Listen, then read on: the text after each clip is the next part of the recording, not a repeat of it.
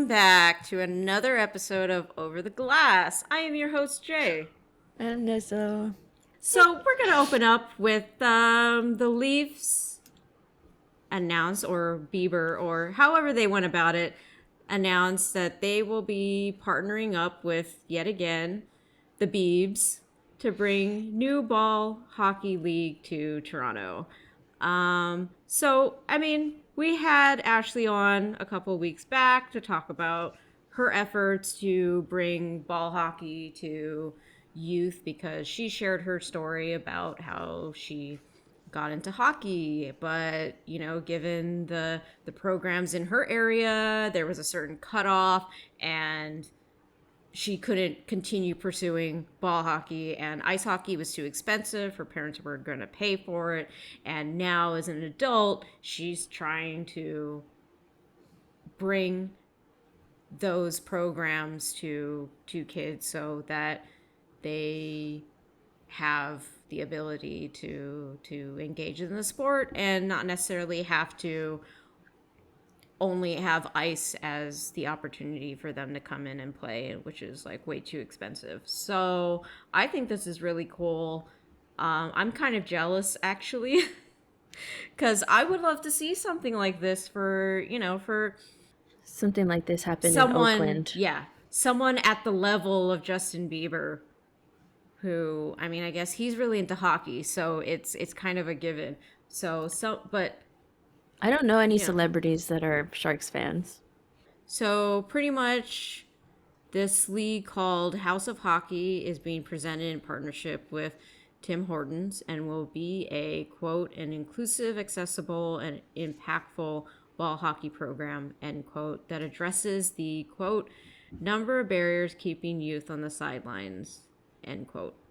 Um, there was also mention about Mark Frazier, the former Leafs player and current manager of culture and inclusion for the team, says the league is all about breaking down barriers. Quote, we're trying to break down the barriers and create more access and more accessibility and make hockey the game that we all know it can be. The game that I grew up as a biracial Canadian kid loving to play. So, I mean, in that regard, yes, let's try bringing more hockey to areas that are predominantly marginalized and getting more diversity into the sport and making it more accessible. Yes, always cheer for that. Woo! Next question.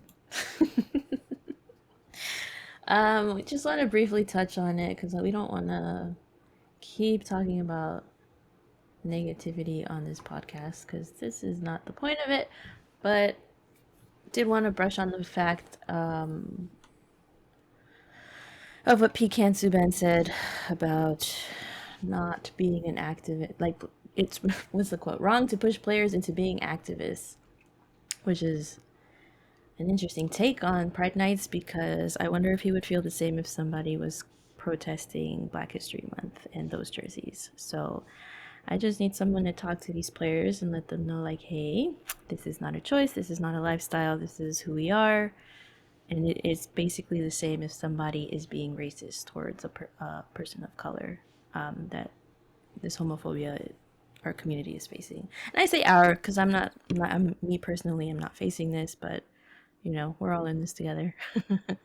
So Yeah, wearing the jersey is not activism.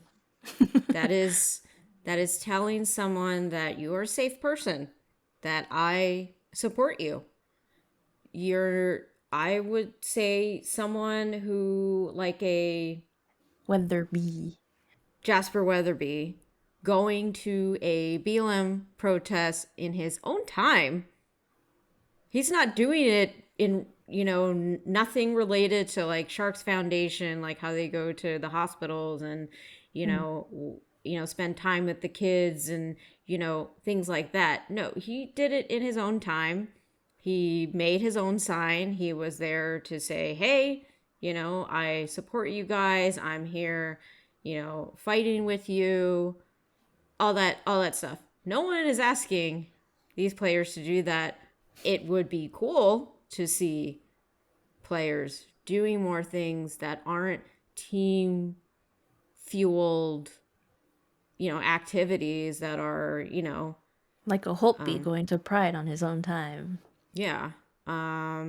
I did want to point out we had a bit of an interaction with someone who was commenting on the quote response that I made to PK, where I said it was weird that PK is speaking on behalf of the LGBTQ plus community simply because he does activism work. There are so many queer voices in hockey speaking out.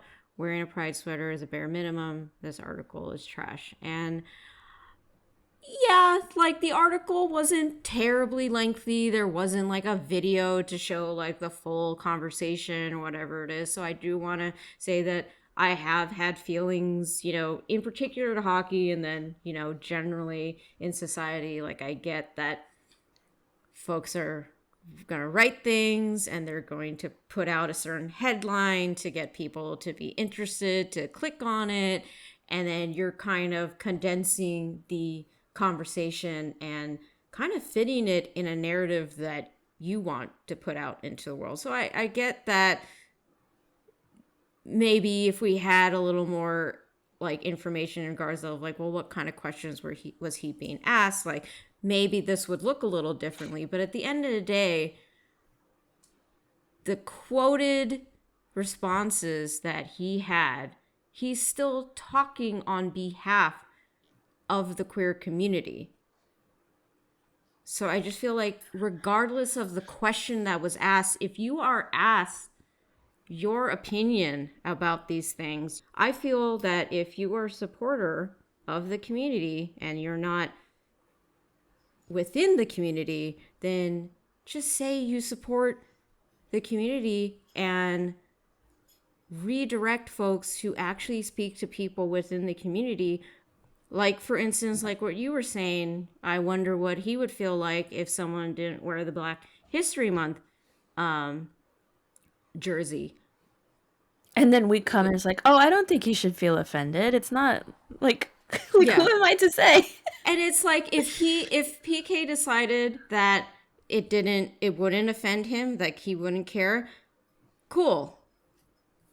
But that doesn't mean just because you feel that way and then it doesn't mean that every marginalized community should feel not offended by someone not wearing this jersey. And I feel like by approaching it that way and speaking on behalf of the queer community, you're not helping us at all. He's not gay. He's not queer in any sense. There's no reason for him to speak on behalf of us. Same way that we wouldn't speak on behalf of him or if there's any issues with Black players. Like it's not the same. Just because we might feel marginalized for being queer or for being people of color as well, we're never going to experience what it's like to be a Black person in the hockey, right? It just like make it make sense, please. All our experiences are different. We all face discrimination and being marginalized, but yeah, I would, if this situation were to be happening during Black History Month, I would be going out of my way to listen to Black voices, to retweeting Black voices. I would not be like, here's my thoughts on people not wearing it. I'm not offended. Who cares that I'm not offended? Like, no one cares that I am not offended. I have never been a Black person. I will never be a Black person. I don't know that experience. So yeah. To close out this topic, I just want to promote that tomorrow, Hockey of Tomorrow is going to be doing a Twitter space at 5 Pacific time, I think, and 8 Eastern. So we'll be touching on this topic as well, just like the whole Pride Nights fiascos and things. We'll be touching on the religion excuses and oh god, off the top of my head I can't remember, but I'll have to look at that. Check it out if you have time, if you can. Otherwise it'll be recorded, you can listen to it later and it'll be great. Because guess why? It'll be queer voices talking. Oh yeah, I'm gonna be part of it too. So, hoo. Anyways, the Vancouver Canucks had their Pride Night, and I think from the little bit that I saw, they did an amazing job. They had like a sort of party in the plaza right outside the arena, which is looks fun, you know, rainbow balloons or like a photo op area with rainbow stuff background. They had live performances. Inside of the arena, they had a pride market that looked really fun, which like was a lot of pride themed snacks. And then there was people from the community that were, I think they were selling things or like, I forget. I don't know if they were part of a certain organization to like help educate certain things. And then they went ahead and donated $20,000 to Community, which is their local queer organizations, which I actually went to a few of their events last year during Pride. They seem really cool. And then on top of that, they do the Pride jerseys, right? Which one thing I really like about the Canucks is that they actually offer to sell those jerseys, not just the ones that the players wear, but they'll sell separate warm-ups if people want those. They're really expensive, but they're really, really good quality, and they look really nice in person. My bad. Yeah. Yeah, it'd be nice if more teams, like for example, the Flames. I really wanted like a shirt or like a puck of their design, and I couldn't find it anywhere. So Maybe they have like a delay on merch and stuff because the Sharks have been experiencing that this year. You have to pre-order some of their merch. yeah, but they didn't have a link at all. At least with the Sharks, Oh, you pre-order it. I didn't see any, unless someone correct me if I'm wrong. But I was kind of looking, and I didn't see on their socials a link to. So kind of disappointing because it was a really nice design. it was really pretty. Oh well. That's that. Canucks again tonight as we're recording this because it's Sunday. Tonight they're having a game against the Kings, and it is Autism Acceptance Night, which it doesn't look like they're doing too much, but the fact that they're actually holding a night like this is really cool because I don't see this very often in this league. But it looks like the highlights will be someone singing. Her name, I think, is pronounced Mariah Reitmeyer. Might be saying her name wrong. A local professional singer on the autism spectrum to perform the Canadian and American national anthems. Ryan Chilton from CAN, participant on the autism spectrum, will assist Al Murdoch with the in-game announcing. That seems really fun. Special CAN helmet decals for all players, and then I don't know if it's CAN or CAN in community corner. So I don't know, bring awareness. It's cool. I hope that they're going to be donating or something. I don't see anything. But I don't bringing see awareness is anything always good. related to. Yeah. I also saw that the Washington Capitals are celebrating cherry blossoms this today. Is it I today? think that yeah, they have a jersey. It's It's so gorgeous. cute. I don't really know the history behind it. I tried to look it up before we hopped on, but it seems like cherry blossoms are very prominent in the DC area. Vancouver I too. Yeah. So I really love cherry blossoms and how pretty they are when all the leaves start falling, but I have allergies, so Yeah. I always text a close friend of mine like, "Oh, look at this pretty picture," and then I die. Just be like So let me laid just out, suffocate to take an awesome laid picture of out in this the yeah, just beautiful like flower. all the histamines just like going overload. It's so pretty. Snot everywhere, eyes shut Yeah. closed. All right. So we wanted to have a little fun segment because I feel like we've been talking a lot about frustrations in this league over the last month, and they're important conversations, but they're also incredibly exhausting. And we wanted to bring a little fun to our conversation today. and we figured we kind of bring in some fandom and have fun with the Sharks roster. So, I mean, I guess we'll start there, and I don't know, maybe if we feel good vibes, we can try it out with other teams. But we kind of wanted to do a Star Wars segment on would rank, like pretty much deciding which players would identify as a Jedi, a Stormtrooper, a Sith, a Mandalorian, or a Rebel. So let's go down the list from Cap Friendly. What would Tomasz Hurdle be? He's so happy. Like, I feel like he would be a training Jedi. A Padawan? Yeah, I don't think he would be a master or, like a high council type of thing. Like, I think he has the ambition to be one, but he's not quite there yet. Yeah. Because he's not super, like, by the rules all the time, you know? Like, he's very carefree. He has a lot of fun. But he's got that determination. Yeah, I mean, I could see him as a rebel.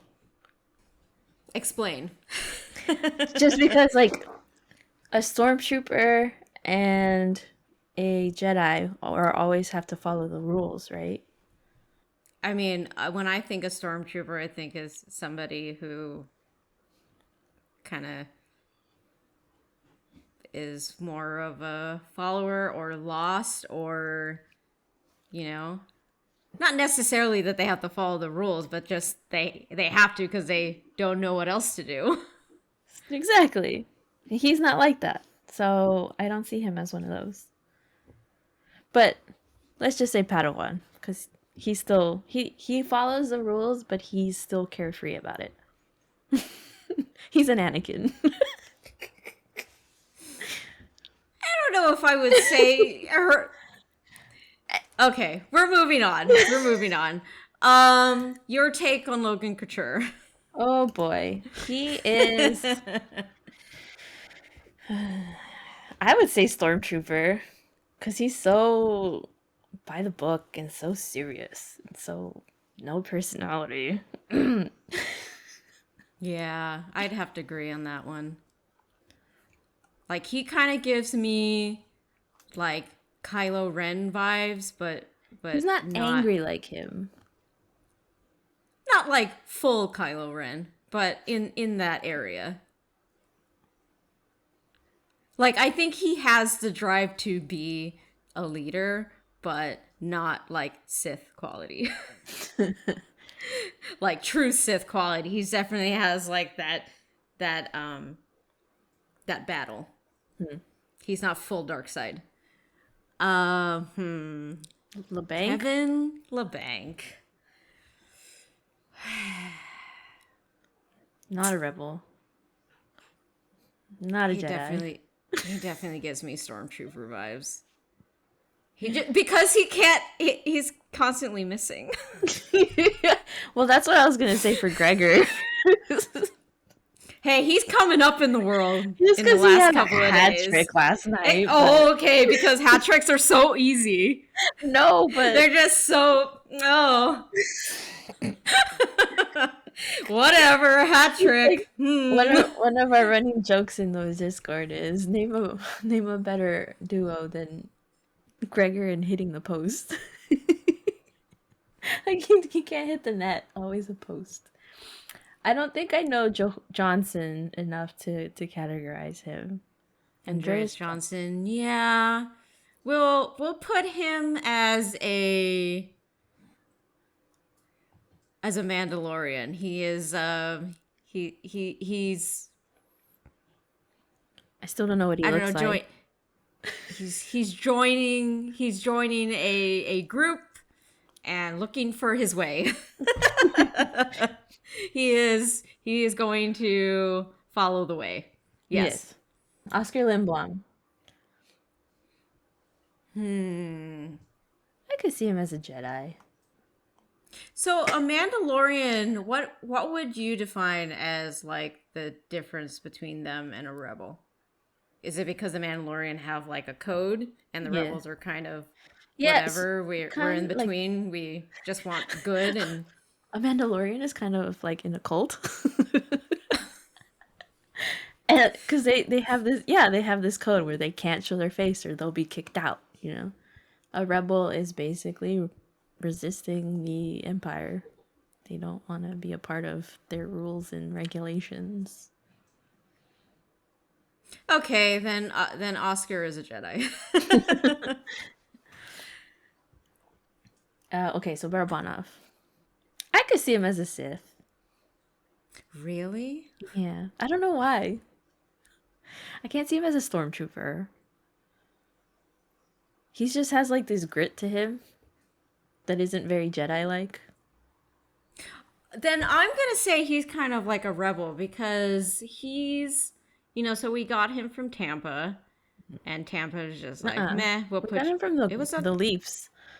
Oh, my bad. Okay, so the Leafs are like, meh, we have too many good players. We don't need you, and we pick him up, and we're pretty much giving him the opportunity to shine, and he has been impressing. I feel like if I look at his so he was undrafted. He's 26. He's a little bit on the shorter side, maybe a little bit about mid in weight. So he's kind of like not the person that you would be a team would be terribly interested in. Like, and he's kind of taking this opportunity to go against that grain and pretty much say like, look what I've got. And even on a team like the Sharks, that pretty much is, Yeah, okay, let's say you know, Rebel. yeah.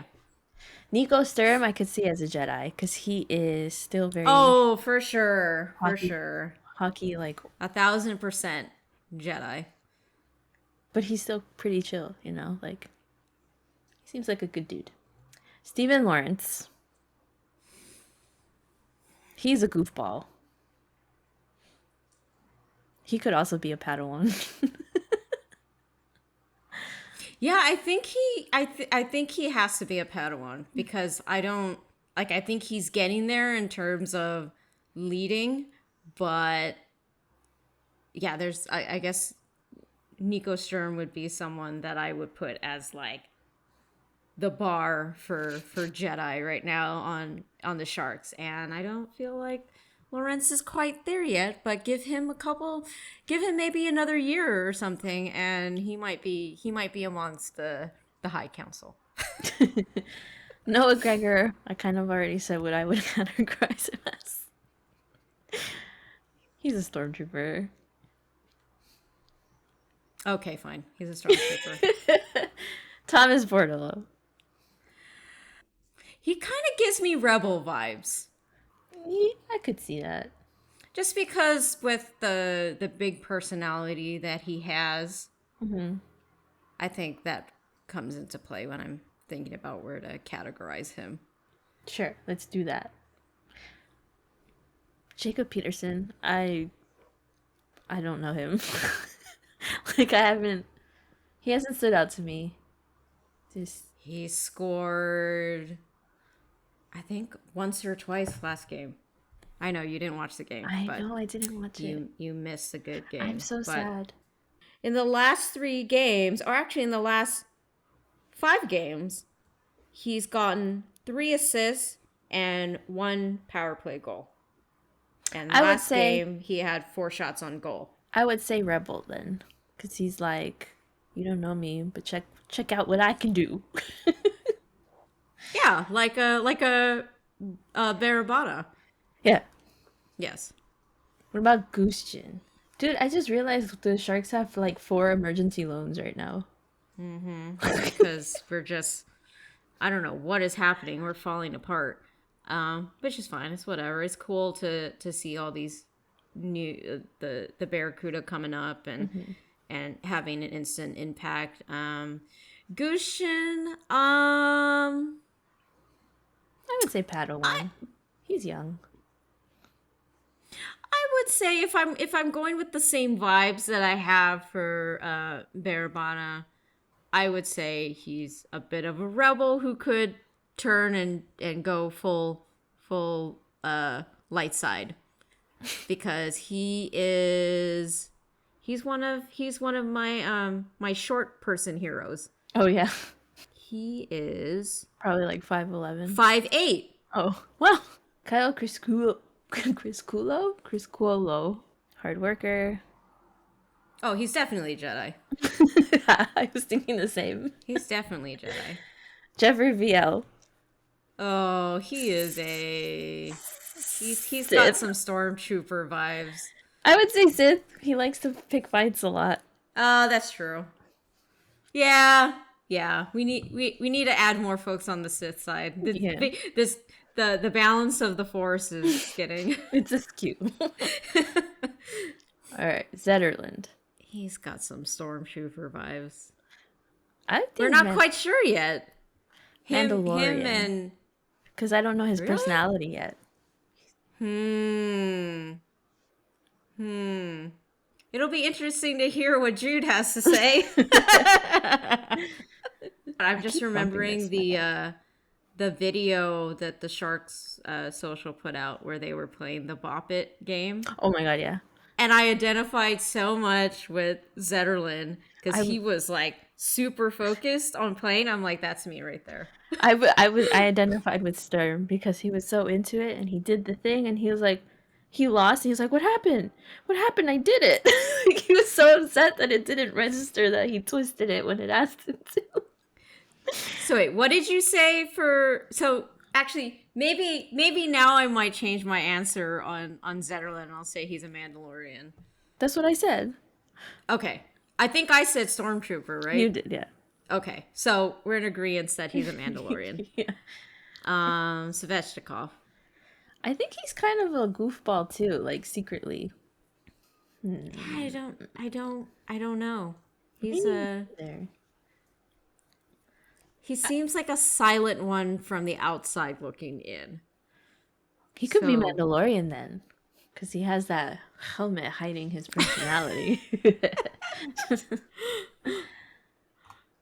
I wish we had kept track of this. Oh well, we'll have to rewind later and see what we said, because I was like, how many do we have of each?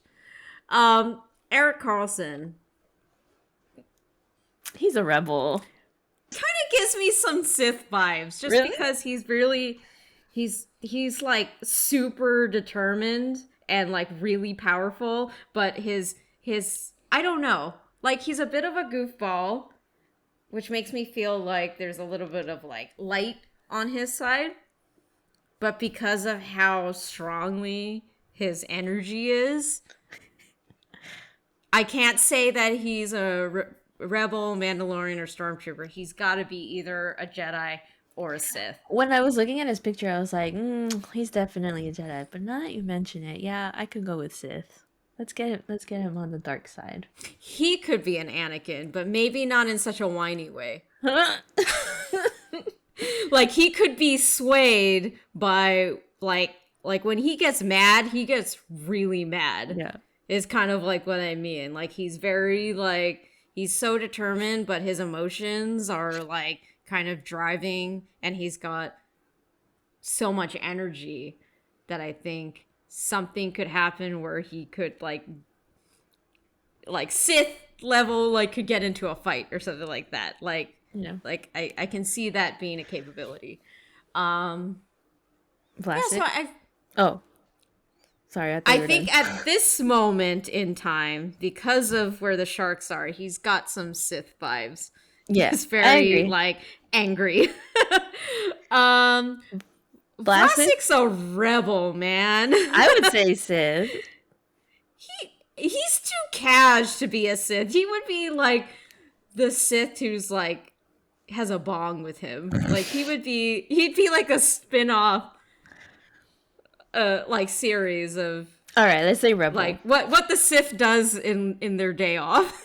like I would not be able to take him seriously as a Sith. I would not be terrified. He has too much love for dogs. Yeah, he's definitely a rebel. He's kind of like, especially with all of like the socials. Every time they ask him stuff, he doesn't even answer the question like the way everyone else should be answering it, quote unquote. So he's totally a rebel. Ferraro. I'd say he's a Padawan. Yeah. Like I forget Yeah. what the stage is between Padawan and Jedi Knight. But there's like one in the middle. I think he's like right in there. Yeah, that makes sense. Shimmick. Ooh. He's very much like He's a Mandalorian, for sure. don't show emotions. Yeah, every now Barely and then smile. he'll show it and like freak everyone out. He can smile. Benning? I say Jedi. Yeah, I think so. I would call him a Jedi. Henry Thrun. So I haven't been able to catch the games this week. I don't think I've actually seen him play. So I don't know. Just given the couple of games that we've seen him play, and he had an interview after the first game where he got like 2 assists. Mm-hmm. He gives me Mandalorian vibes. He's very Okay. by the book, but not in a way where he's like cookie cutter. It's just he's very composed and is like confident in the direction that he's going, and not in a way of like a Jedi where it's like necessarily for like, you know, the Jedi are seeking to bring order and like, you know, and the Sith just want to tear everything down. He's very much just like, just the way that he interviewed, like you could definitely tell he went to Harvard. He's very put together is kind of what I'm trying to get at. So I feel like that comes from years of being amongst other Mandalorians. Okay. McDonald? Isn't he kind of like a greedy player too?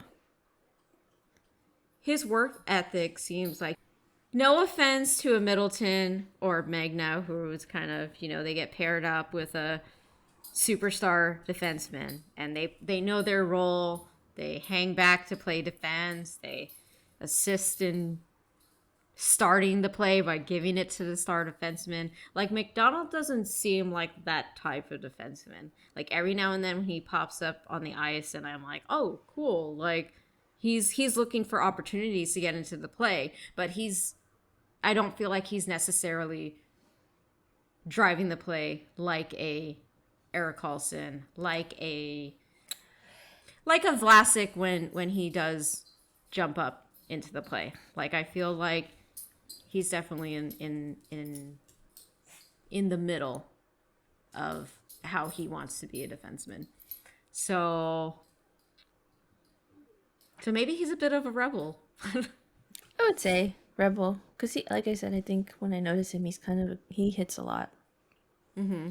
So, Rebel. Now goalies. Let's start with Kakinen.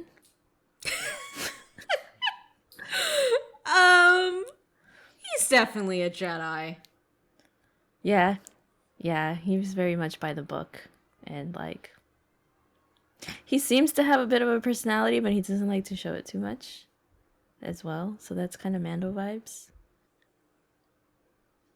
No, I'd say Jedi. Yeah. Yeah, the other goalie is a Sith. That's all we need to say. The other goalie is a Sith. Gadjevich. Oh, he's definitely a rebel. Yeah. That or a stormtrooper. No, I would say... Oh, Stormtrooper would be good. So either Stormtrooper or Sith as well. Because we said BL was a Sith because he instigates fights. Gadjevich is kind of the same. But he'd be like... not a Sith leader. No. No, he would be like a...